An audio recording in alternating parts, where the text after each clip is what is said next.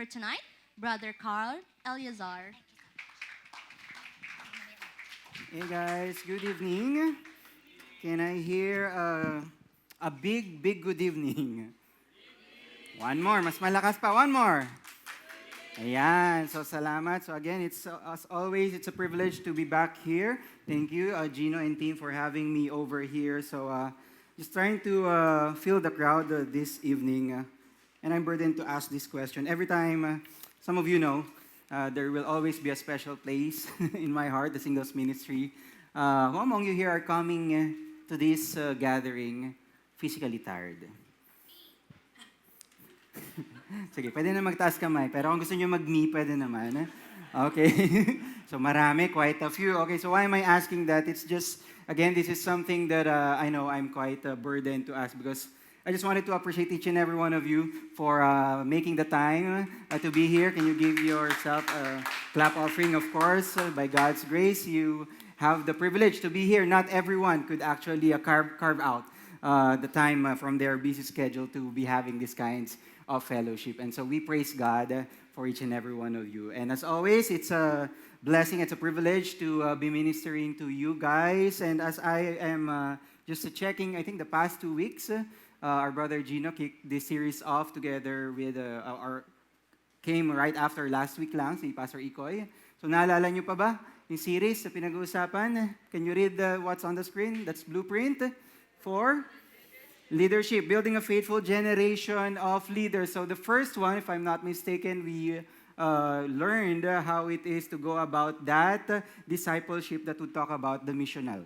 Okay, the missional side of it. If you still remember, I think our brother Gino talked about that in Matthew 28, if you remember. So this is something that has been commissioned to not just the church leaders, so to speak, but actually to everyone who says they follow Jesus Christ. Okay, and then if talking about something that is missional, we've got to know that we are doing this because of the Lord. Okay, so it's not because of CCF, it's not because of the people that got you here, who invited you here, but it's really because of what Jesus has written in His Word and that has been revealed to us. And just last week, I talked about, I think, if you still remember the term, that's missional discipleship. Okay, so you go about the missional side of it, and then when you talk about the transformational discipleship, there has got to be that change. Okay, that result. It's not like you are going about that leadership thing, trying to lead people, but there is nothing's going on. Okay, so you've got to realize that when you go about leadership or discipling people, there is that side of it that will transform the people. Okay, and so of course that will have to begin with God changing us from the inside out. And I think Pastor Iko shared with you how it is to equip and be empowered. Okay, and so tonight, so tutuloy natin yan. Okay, so I am just burdened to share this verse. Can everyone please read this with me? The things which you have heard from me in the presence of many witnesses, and trust this to faithful men who will be able to teach others also. Just a quick trivia. I'm not sure if this has been mentioned somewhere in the sessions here, but of course, our brother Gino and the rest of the team, some of you would know this. I have a question lang, quick one. Can I see a show of hands? Or no, voice out na lang. Okay, tayo lang naman. Can you tell me how many generations are included in this passage? The Apostle Paul writing this letter, sabi natin, no, generational leadership or discipleship. How many generations are involved? 1, 2, 3, 4. I'll give you those A, B, C, D. May kumawag ka na dyan. Okay, wag ka na dyan. Hindi, joke lang.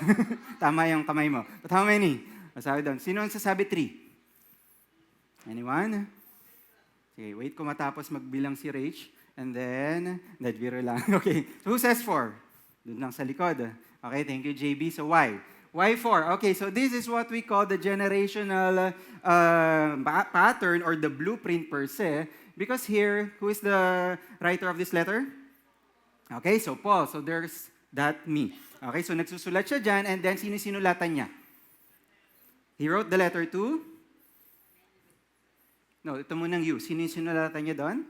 Okay, the recipient of the letter, Timothy, his protege. Okay, so si Pastor Tim. Okay, so there's Paul, there's Timothy, and then i-entrust siya to faithful men. That's the third generation. Does it stop there? The next one, the faithful men will then teach others. So you see that pattern. And so here, with Pastor Peter and the rest of the leaders in CCF, we go about this model where we would want to sustain those what we call 4 generations. Okay, so because as I think the Elevate movement, as we partner with them, they would always say, based on the study, the next generation, next set of leaders will die if we don't go about reproducing and reproducing. Okay? And so that's something that we can obviously only attain when we are led by the Spirit of God. Okay? And so for the past sessions, so tonight we will shift now. Okay, so that's missional, transformational. I've got nothing to do with that. I'm here, just wanted to meet new people. In fact, I think I even heard some of you might be just coming here, you want to eventually get married. Okay, so nothing's wrong with that. That's part of it, but that's not the main thing. For tonight, we'll be talking about, can you read this word? Personal discipleship. So if there's a personal discipleship, does that mean there is something that is impersonal? Okay, so you take your pick. You could answer after this session. And so for this session, as we go about that personal discipleship, we will look as to how Jesus modeled it for us by Him relating to His disciples. And so we could see there, let me ask everyone to please read this all together in John 15, 8 to 10. This will be our anchor passage for this session. Can everyone read from verse 8? My Father is glorified by this, that you bear much fruit, and so prove to be my disciples. Just as the Father has loved me, I have also loved you. Abide in my love. If you keep my commandments, you will abide in my love, just as I have kept my Father's commandments and abide in His love. Let's offer this time to God. Dear Heavenly Father, once again we come before your throne of grace, thanking you for this time that you have allowed us to gather together. And so I lift every single individual here and even every person that is represented here. I pray that we will have that heart that is so fertile to receive that which you have in store for us this evening. Allow us to learn from your word in Jesus' name. Amen and amen. All right, so here we go about looking at this. And so I will keep the session, the outline for this evening. We will go back here later. Pero tignan muna natin. Okay, so we will learn tonight in terms of personal discipleship. We will learn how to lead others to Christ by, can you read those 3 letters? Okay, so sino ba dito nakasakay before LRT? Meron ba?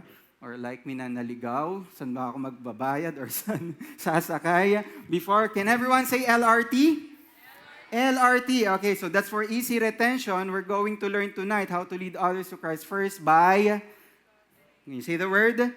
By loving. Second, okay, so is it all about love, love, love? Second thing, you've got to learn to lead others by? By? Rebuking. And then the last one, you've got to lead people to Christ by trusting. What or who we will learn all of these things together as we go through this session. All right, so let's go about the first one in terms of leading to Christ by loving. Okay? So hold on to your seats. Tignan natin, balikan natin dyan yung unang passage. In verse 8, it says there that my Father is glorified by this, that you bear much fruit. Again, to those of you who may have not been so familiar with this passage, what's going on? This is actually uttered by Jesus himself moments prior to the end of his ministry days here on earth. And so he's basically having this discourse with his disciples. So if you will read the book of John, that's actually in chapters 13 to 17. And so in this part, in in chapter 15, he's talking about these things, how he would have to encourage his disciples, whom he knows will be shaken or even probably be led astray in a way by the time that their leader, okay, their D12 or their D group leader back then in the person of Christ will be arrested. Okay, so you can just imagine. Don't look at if you are those who are part of a D group leader here, can you imagine your D group leader being arrested later? Okay?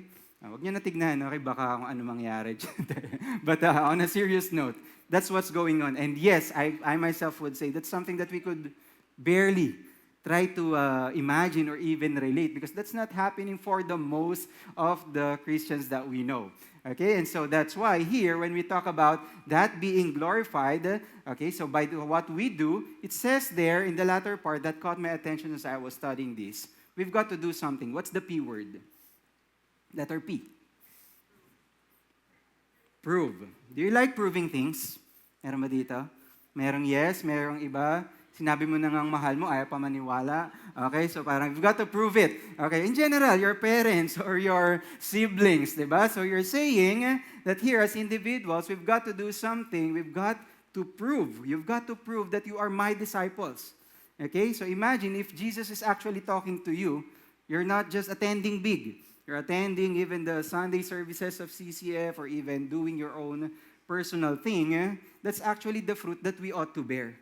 It's not just because you are visible in one gathering, in one fellowship, and that will already say that, okay, Lord, I follow you. I actually skip my job to be here 7:30 Friday. Okay, so I'm actually running late, some things like that. Okay, so those are the things that you try to justify yourself with, and you're trying to glorify God by that which you do. But it says there that which will prove it is when you bear much fruit. And so when we talk about the context of leadership, the principle that we are trying to learn here is that we are going to bear fruit by loving the people that we lead. And can you imagine that kind of love?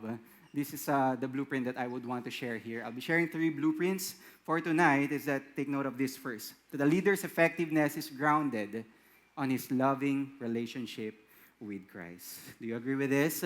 I don't know, you probably know some leaders in your corporate job or even in your business world or even in the church. But don't ever think that we can be a leader that is so effective apart, or rather by setting Jesus aside. Kaya ko to, Lord. Okay, so I'm doing everything. By the moment that you hit a wall, that's the only time that you would try to recognize who Jesus is in your life. Oh nga, no, Lord, I need you. No, and that's the reason why in terms of a fellowship, Jesus himself taught.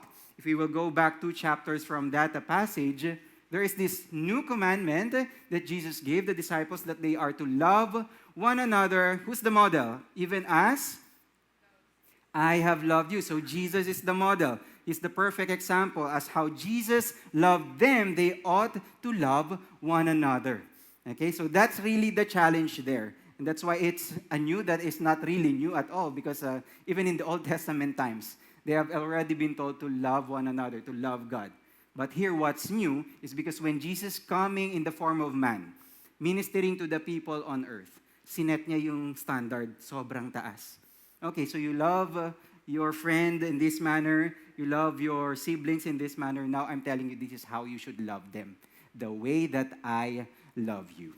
And as we all know, that is the kind of love that we would really fail to do so, that perfect kind of love. But that's something that we keep on trying, right? If we really love Jesus, we keep on loving the people around us as to how Jesus loved us.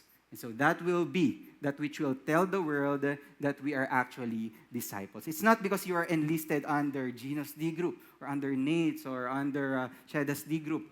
Anything, okay? So not all those things, but the reason that the people in the world will actually know that we are a disciple of Jesus if we have what? Letter L, we have love for one another. So we've got to lead people by loving them. And Carl, ang hirap. And yes, I'd be surprised if you would not find it hard to love people. Because take note that we do not have the capacity to love if we have not received the love of Jesus himself. And that's the only reason why we can love people, we can love him back, love God back, because God first loved us. And let's not skip this reality. Many of us might be thinking, okay, so parang may nakita ka lang na padaan, love mo na. Okay, di ba? So parang ipag-pray mo na. Okay, so pray about this person. I love this person. And then suddenly, someone else comes along the way or something happens sideways. You no longer manifest that kind of love towards that person. So meaning that is not the kind of love that Jesus actually wants to impart to his disciples. And that's why I'm reminded of what the Apostle Paul said in his letter to the church in Ephesus, to actually walk in love. Question dito, who among you here, I'm trying to be sensitive, excuse kung merong kamag-anak na bedridden or nasa kama, but generally speaking, would you agree that you guys walk every day? Okay, can you look at the person to your left, to your right? Mukha ba yung sleep all day, hindi naglalakad? Okay, so work from home, di ba? So ligo na lang mamimiss out pa, or business meetings, di ba? So what am I trying to say? Walk in love, just as, again, who's the model here? Christ also loved you and gave himself up for us. So meaning, when you talk about the implication of walking in love, the reason why I'm giving that illustration is because when you are talking about walking, is there a day in your life that you are not walking? I see, no. Tama ba? Wala? So meron at meron yan. Whatever time it is of the day, there will be that time that you will walk within that day, that set of period, that day that God has given you. So it's the same thing for love. That's why He used that word. If you're going to walk in love, it doesn't stop. Di ba minsan, merong mga napapagod magmahal? Okay? Not necessarily in the romantic context, but yes, parang nakakapagod na. Di ba? So parang I could no longer love my parents back, or even my siblings, my colleagues. Hirap eh. Okay? So, but that's what actually the Apostle Paul is teaching us here, that we ought to walk in love. So again, going back to our principle in terms of leading by loving, expect that there will be times that you would get tired of walking in love. And that's the reason why we've got to remind ourselves that as we lead people to Christ, we've got to love them like how Jesus loved us. And that doesn't stop. If you are actually His, if you are genuinely a follower of Christ, you are loved unconditionally. And so in turn, that's what you've got to do.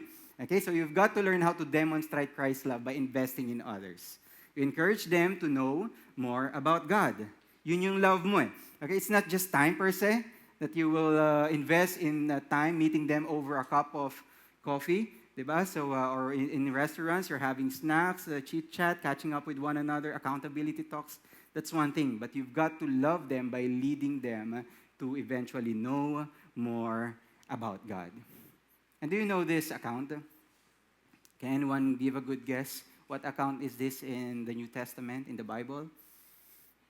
Letter P. Sino yan? Okay, it happened to Peter. To those of us who might not have been so familiar, you can see there, ito yung ulam niya later. No, just kidding. Okay, so the rooster, as you would see in the Gospels, it's written all over there. Okay, so that there will come a time, okay, Jesus talking to Peter, that when the rooster crows, what has Peter done by that time? He has, letter D, he has denied Christ. How many times? One, not just once, not just twice, but 3 times. And I want you to think with me, Jesus, again, as the God-man that He was during that time, ministering to Peter and the rest of the disciples for 2 to 3 years, and then suddenly, it blows my mind, being the omniscient God that He is, despite being man during that time, He knows that Peter will be doing this. Kaya niya sinabi yon.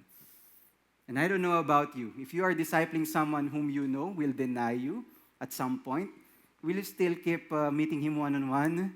Okay, so will you still keep investing your time loving that person? Okay, so those are the hard questions that we need to ask ourselves. Because sa atin pala nga, may haka pa lang tayo. There is this hunch that we would actually meet these people. I'm not sure how long these people will last. Okay, so you don't want to even disciple them anymore.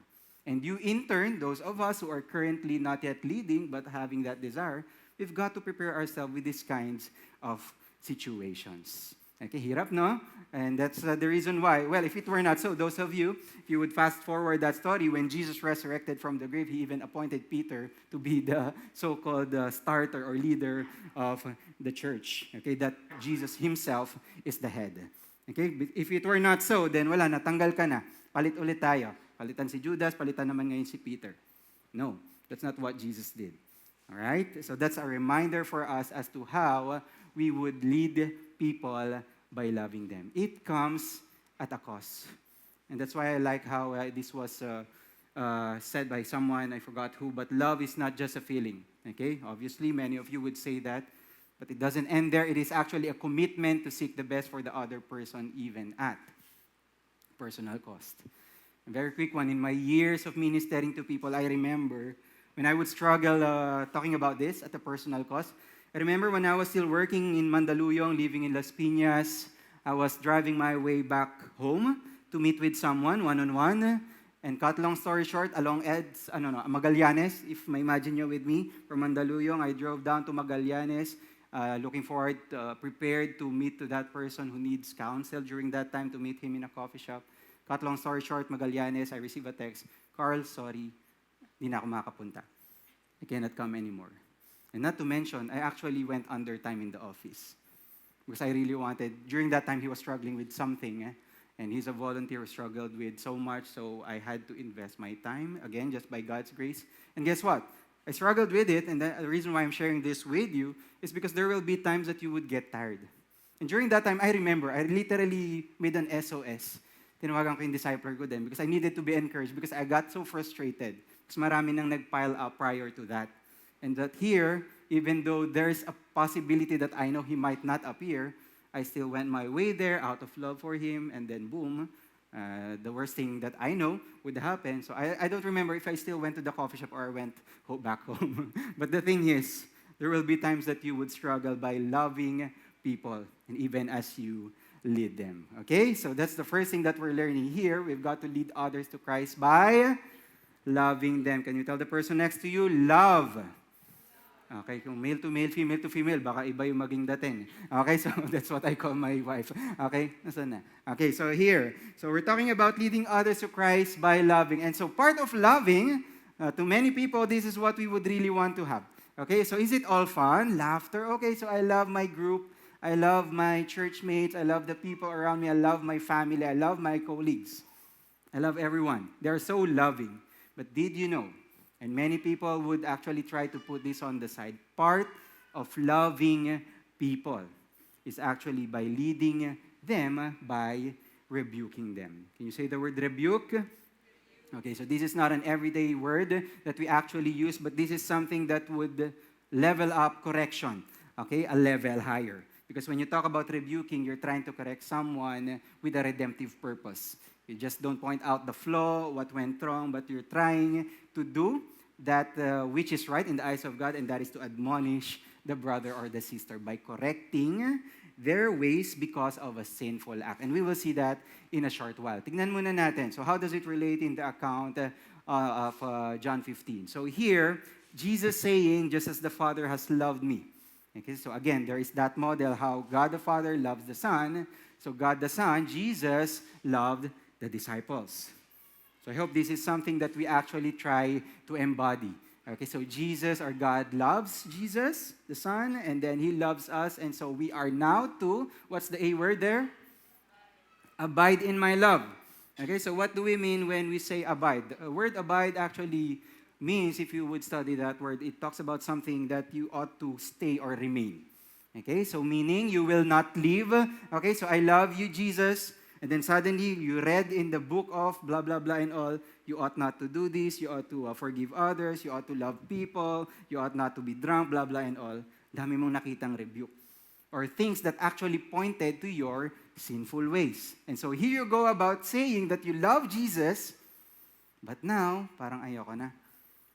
Did you encounter some people like that? It's very sad. In my years of being in the church and even as an active lay minister, there's been so many people whom I see would, trying to be really on fire. And yes, no looking around, just people gathering like this. And even my Bible study classmates back then, I would, from time to time, try to look them up online where they are at right now. I don't even know if they continue to recognize Jesus as the Lord of their life. Why? Because probably it's either they have not been in Christ ever since.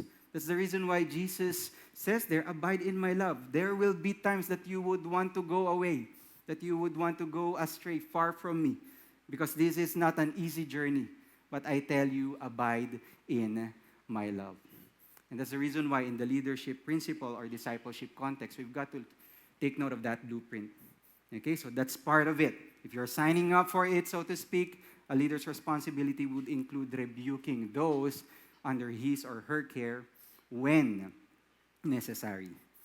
And let me spend some time there lang. So just to be clear, because there would be some misconceptions then from time to time when you, again, I'm no looking around, but can I just see a quick show of hand if there are? How many of you here have been rebuked?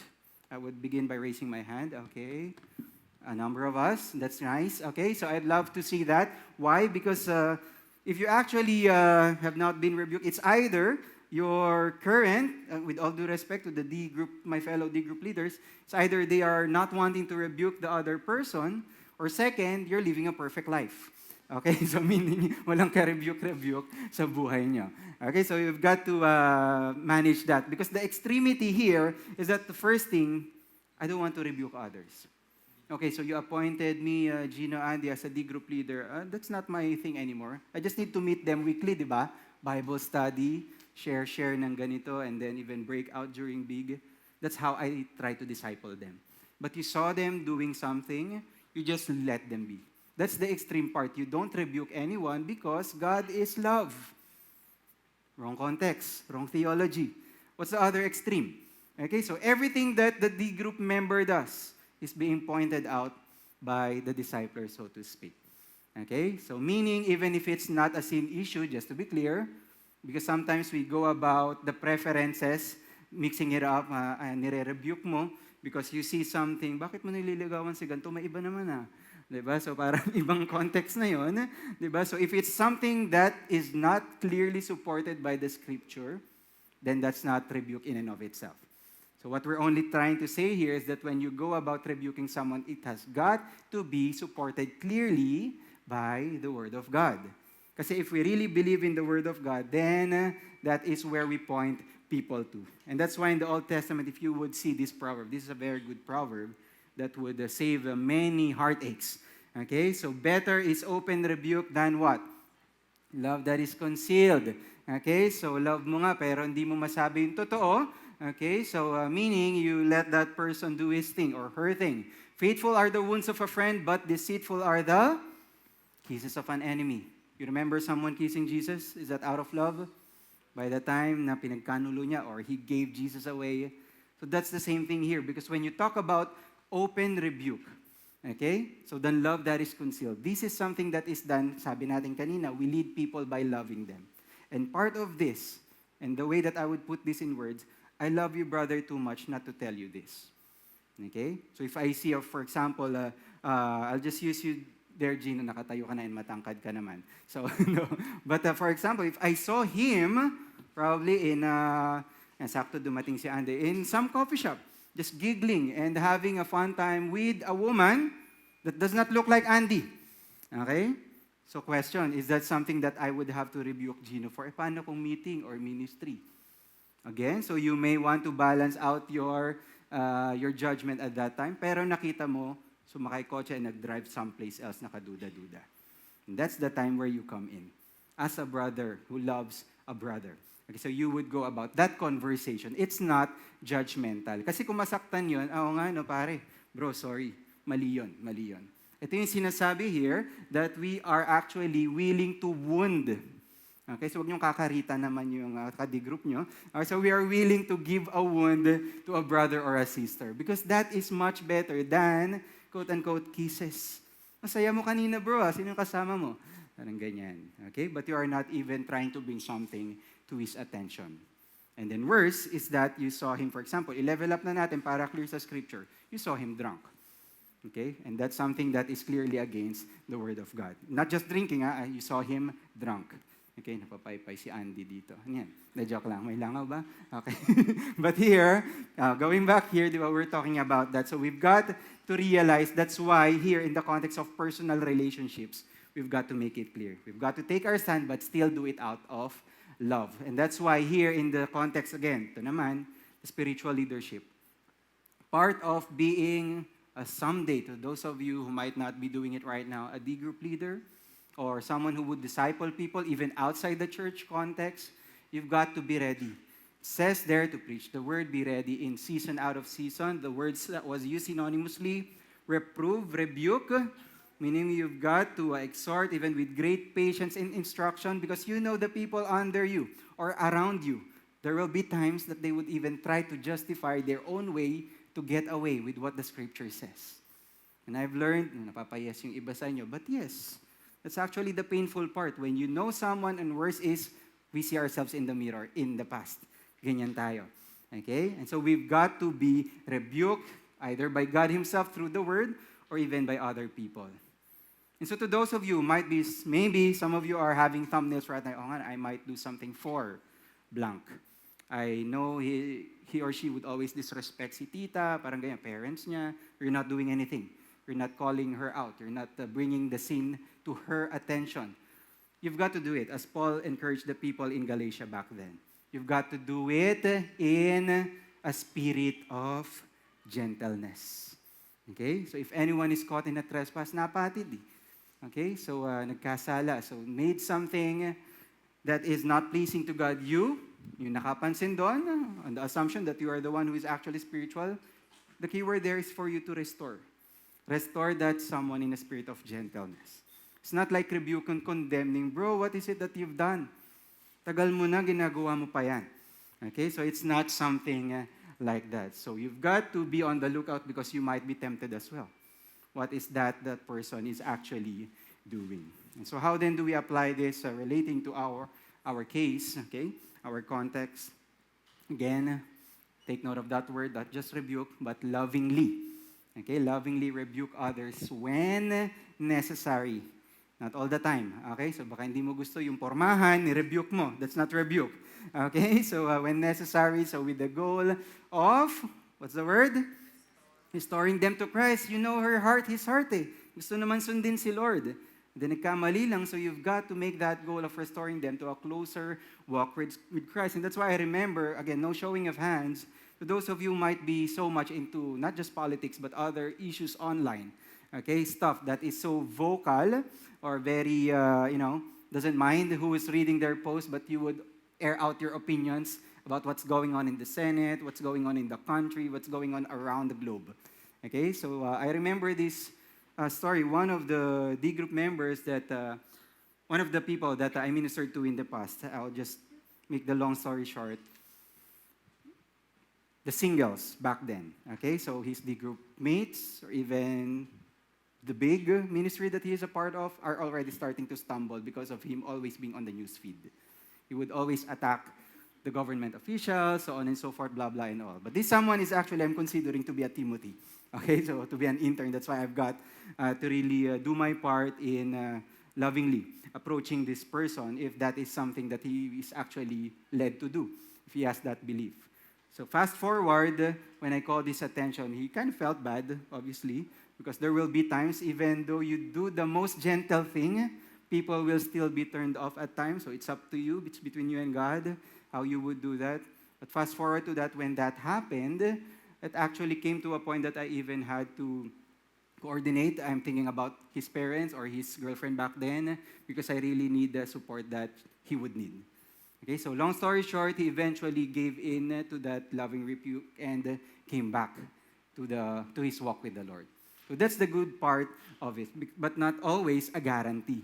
Because in this case, let me just show a photo. Fast forward to the story, we conducted their premarital counseling and they even got married during the pandemic ba? Ito, pandemic yan. So kung makita nyo, and this is still, we are still living in Bacoor back then, and that's the counseling, one of the, pala may date, 2021, March 30. Okay, so this was the date we were counseling them before they got married. And so that's what happened. That is a nice thing that would happen when you rebuke someone. But again, let me just be clear. So are there times that when you call someone's attention and they would not respond the way you would want them to? Unfortunately and sadly, yes, there will be. But we've got to remind ourselves that always there is a place for rebuke when love commands it. You're being led because of your love for that person, not just because you want to, ipamukha dun sa tao. No, serve ka pa ng serve, tapos ganito yung ginagawa mo. No, that's a very different thing. You even lead the group in prayer, and then you're doing this, something that is very questionable in the eyes of God. And so we've got to learn, as we lead people, we love them, we rebuke them, and so we in turn, we are required to humble ourselves enough to receive that which is being told of us. And isn't that nice? Who among you here wants someone that could actually tell them anything up front. Meron ba? Okay, so I see a few. You want someone, definitely. Okay, so we need this kind of support from the people. Wag naman, baka later maubos na lahat na sinabi nyo, no? Pinunan nyo lahat. Okay, so you've got to be mindful of that which you will be telling that person. So here, talking about leading others to Christ by rebuking. Now, that's in relation to what we are heading to. You love them. So part of that love is actually there will be times that you would rebuke them. So part of that which, again, if you don't know how they will respond, this is the part where you've got to lead others to Christ by, what's the last word? By, can you say trust? Trust. Tell the person next to you, trust. Okay, so you've got to learn trust God. And yes, in a way, you've got to trust God with the work in the life of that person as well. And so let's go back in verse 10 of the 15th chapter. It says there, if you keep my commandments, Jesus speaking. Okay? So it's not just you abide in His love, but actually the supporting statement there is if you abide in His love, you keep what? His commandments. Okay? So just as I have kept my Father's commandments and abide in His love. Again, we're talking about trusting God. Is it easy to trust God all the way? Okay, so I hear honest no's. Sometimes it's like you don't know where He is leading you. Okay, so there are times that you're doing what you are told to do in terms of what the Bible says. Pero ikaw, so Lord, eto ba? You told me to resign, but now I'm not getting promoted in 3 years. Question there, sino ba nagsabi mag-resign ka? Si God ba talaga? Okay, so from your previous job, we would blame God for something that He didn't even do or told you. Okay, so those are the decision makings that we need to be sensitive of. And so trusting God, again, by keeping His commandments all the way.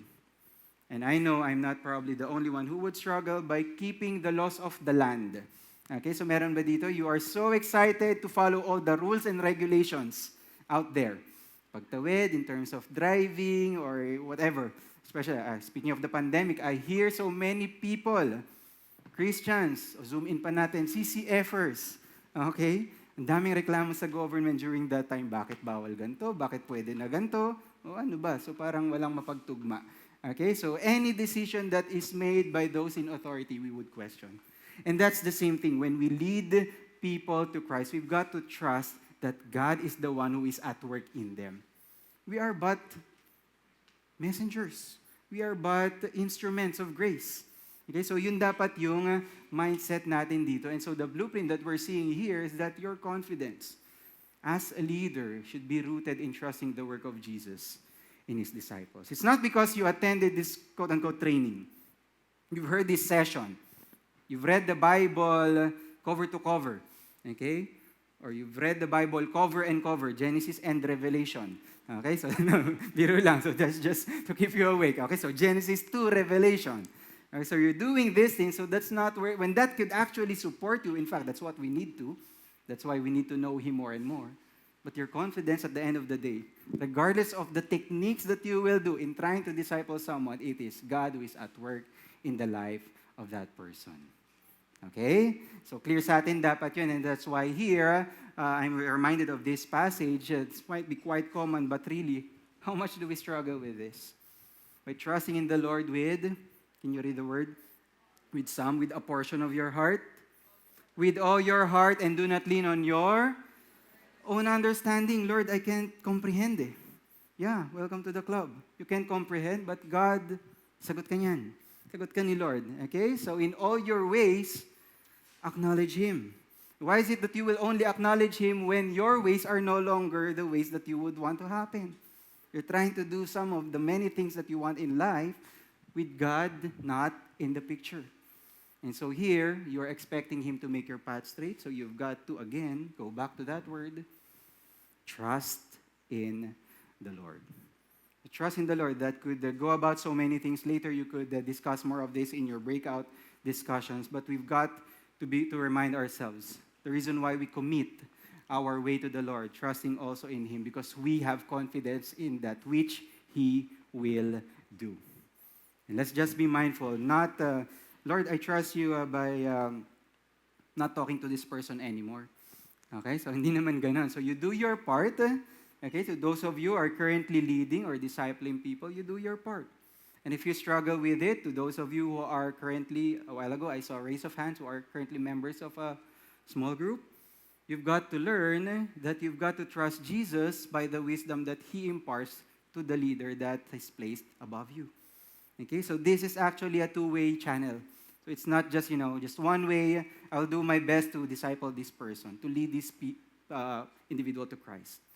But the other party, and that's why I would always say this, one of the most challenging things for those of you who are currently leading, it's very hard to disciple someone who doesn't want to be discipled. Okay, so I hear an emphatic yes. Okay, so talagang yun. Pero huwag niyong hugutin lagi. But really, that's the challenge, and I struggled with that before, but I learned to just surrender it to God. But that doesn't tell you, or that doesn't command us to be complacent. Because if you are there right now, seated, and you are being discipled, you be mindful of the leader that is placed above you. Okay, so meaning they are doing that out of love. If not, talk to the leaders you know in the church, in the ministry. Seriously. Okay, because this is something that we do out of our love. And we might be saying that we trust God, but really, okay? So do we really trust Him? We say we trust God, but when we get home, Lord, where do I get the source? I have to pay this and that. My parents got sick. You have a hard time now trusting God, His plan. And that's also one reason why many people would not want to correct or rebuke a brother or a sister. Because you might find them no longer coming back, di ba? In your group. Parang ayoko. So yung sinabi dun kanina, deceitful kisses yung ibibigay natin. Just keep coming to our group, that's okay. But here, we are commanded, okay, through the book of James, that we have got to, again, that word, prove ourselves doers of the word. If you really trust God, it must be seen in your life. It's not just merely hearing those who delude themselves. And so as we apply this, naglalaro pa yata yung mag-ina ko. Are you ready, love? Okay, so I asked my wife to help me out here, to come up the stage with me. So here in this application, as she makes her way here, okay, so we've got to learn to trust God, leading with faith, making sure that your counsel is actually aligned with His word and promises. So can we welcome my wife to share something about her experience in trusting God? Kasama ba si RC? Sige, yaman lang, Rach. I hope you don't get distracted by this little one. Behave ka lang, Mommy will share something. Go ahead, love. Hi guys, good evening. So when I began as the group leader in the singles ministry, I was entrusted with a lady older than me. I hesitated, doubting I could disciple someone older who might not listen.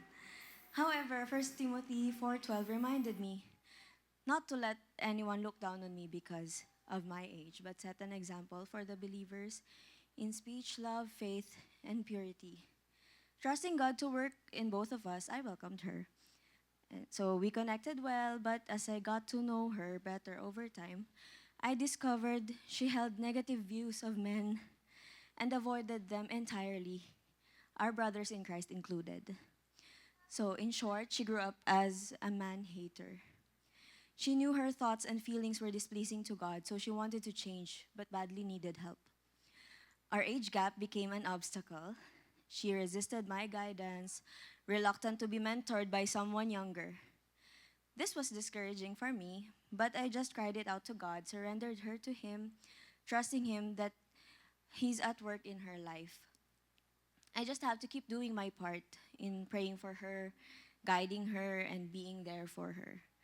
The next day, out of nowhere, she messaged me saying that she admitted that her struggle to see me as her mentor and told me that God rebuked her about it.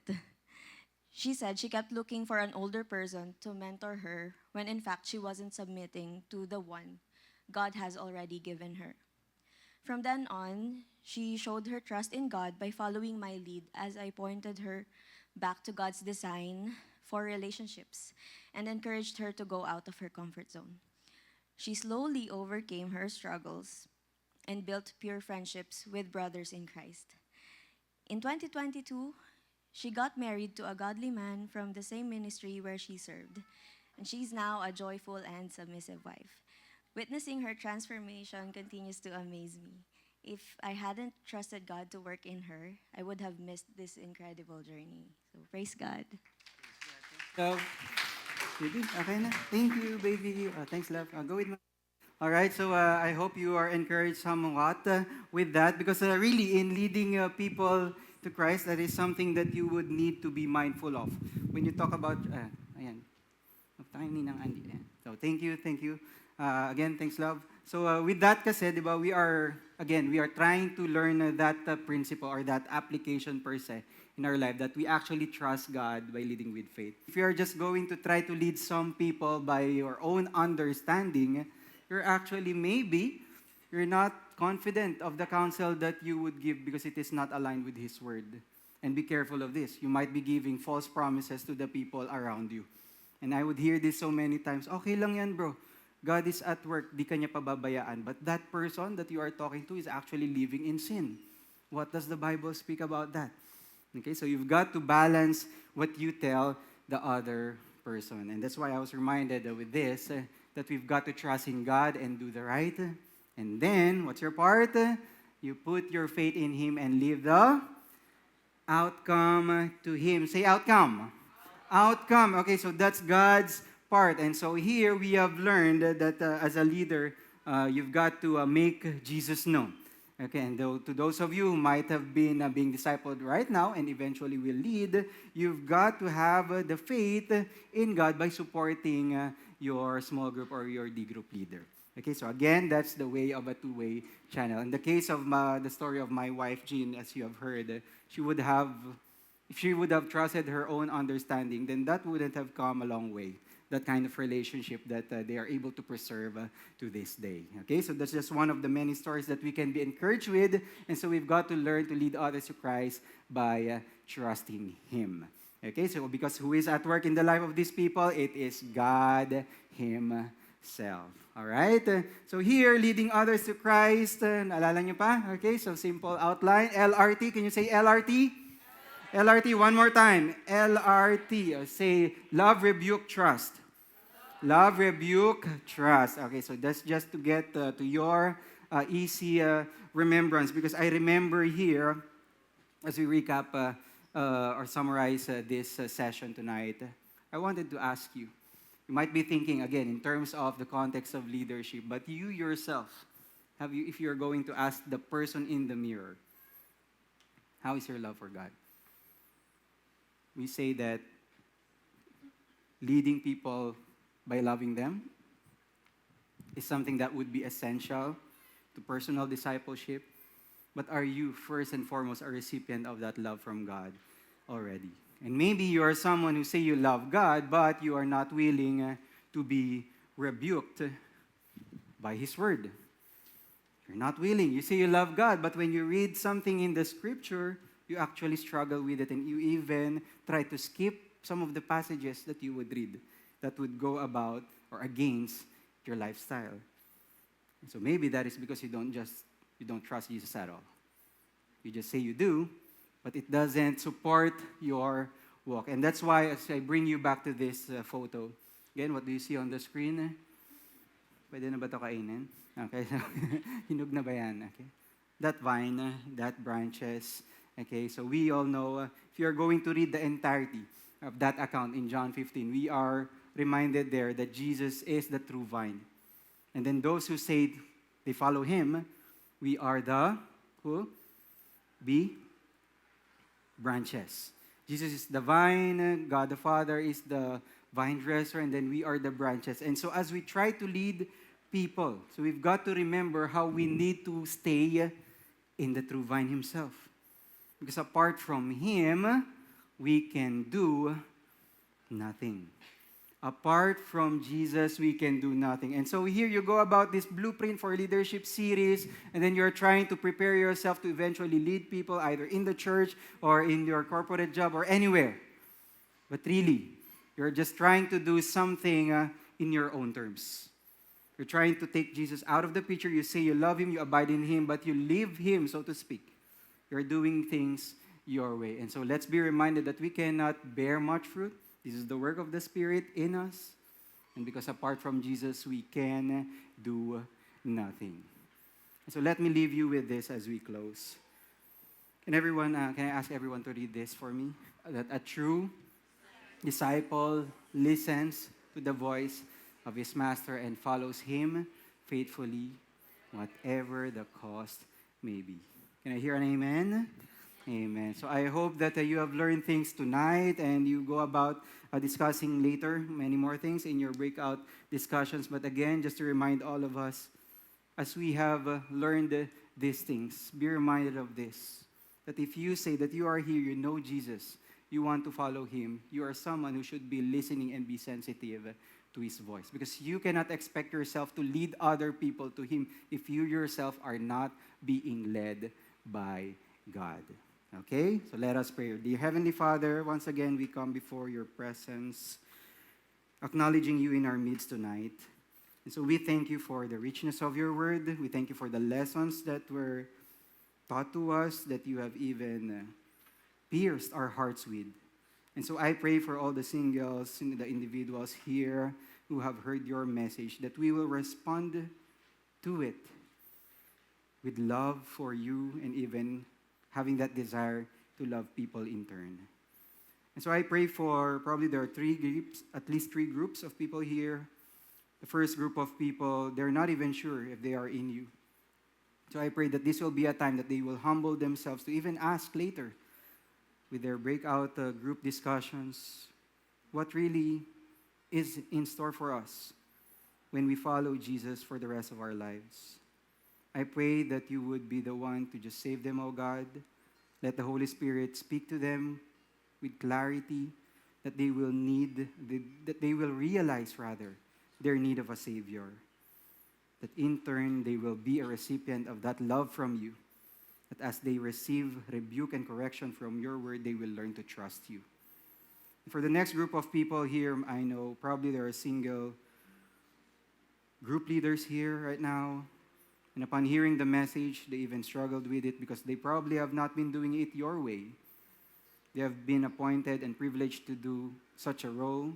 But I pray, dear Lord, tonight that they will come to their senses, that we will all be humble before the feet of Jesus Christ, before the cross, that we will have to love people as you have loved yours.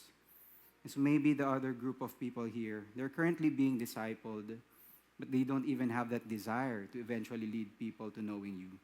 I pray that their hearts would also be fertile enough to receive the teaching from your word, that you have commissioned all your followers, all those who believe in you, to eventually share your word to the people around us. So again, I just pray for the remaining time that we have tonight as they even later discuss in small groups. I pray that that will be a blessed time of learning as we get to know you more. Thank you, Lord Jesus. This is our prayer, and Big Is would say, amen and amen. Thank you guys. See you around. Praise God for tonight's message.